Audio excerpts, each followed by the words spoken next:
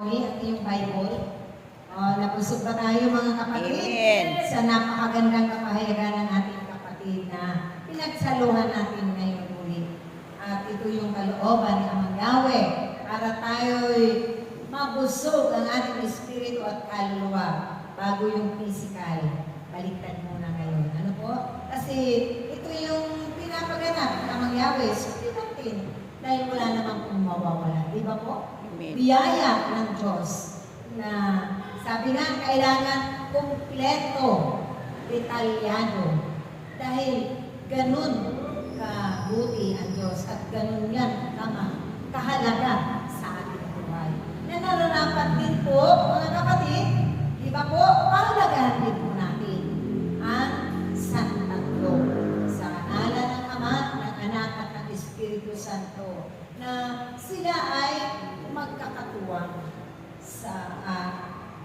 sila ang magkakasama sa iisang Diyos. Kumbaga sa mangga, naroon sa kalagitnaan ang buto. Nasa kabilang panig ang dalawang pisngi na kumpleto natin babatitin para na sa ganun. Yan ang kaayusan. Kaya tinuturuan po tayo, sinasanay tayo ng Diyos sa mga mabubuting bagay sa kaayusan para tayo ay hindi maligaw ng ating mga sasabihin. Hindi tayo mag-iimbento ng ating sasabihin.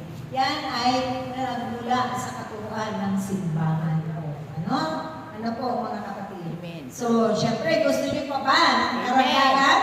Amen. Mayroon pang ipinadala si Amang Yahweh.